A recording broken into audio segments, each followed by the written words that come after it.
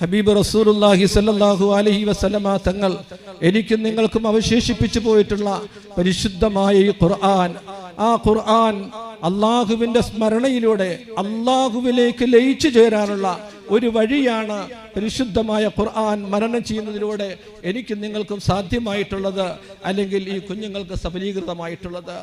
ആയതിൻ്റെ പേരിൽ അള്ളാഹുമായി, അള്ളാഹുവിൻ്റെ വഹ്ദാനിയത്തുമായി മനസ്സിനെ ബന്ധപ്പെടുത്തി അള്ളാഹുവിൻ്റെ പരിശുദ്ധമായ കലാമ കൊണ്ട് ഈ ശരീരത്തിൽ ഞാനും നിങ്ങളും സൂക്ഷിച്ചിരിക്കുന്ന ആയാത്തുകൾ പോലെ തന്നെ അള്ളാഹുവുമായി ആത്മീയമായ ബന്ധമുണ്ടായി തീരുന്നതിന് വളരെ അടിസ്ഥാനപരമായ ഒരു തത്വമാണ് ഖുർആനിൻ്റെ സ്വാധീനം.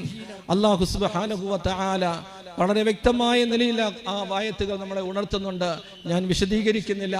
ഏതായിരുന്നാലും ഈ കുഞ്ഞുങ്ങളോട് എനിക്ക് പറയാനുള്ള ഒരു വലിയ അപേക്ഷ മാത്രമാണ്, പരിശുദ്ധമായ ഈ ഖുർആനിൻ്റെ വചനങ്ങളും അതിൻ്റെ ആയാത്തുകളും അതിൻ്റെ വാക്കുകളുമൊക്കെ നിങ്ങൾ ഹൃദിസ്ഥമാക്കിയതുപോലെ ഇതിൻ്റെ സംസ്കാരം, ഇതിൻ്റെ ആദർശം, ഇതിൻ്റെ ആശയം ഇത് ലോകത്ത് മുഴുവനും വിളംബരം ചെയ്യണമെങ്കിൽ നമ്മുടെ ഓരോരുത്തരുടെയും പ്രവർത്തന മേഖലകളിൽ ഈ ഖുർആൻ സജീവമാകുകയും അതോടൊപ്പം തന്നെ ഇൽമിൻ്റെ വഴിയിൽ നാം ഉറച്ചു നിൽക്കുകയും ചെയ്യുന്നത് വളരെ അനിവാര്യമായിരിക്കും. അതിന് അള്ളാഹു തൗഫീഖ് നൽകും.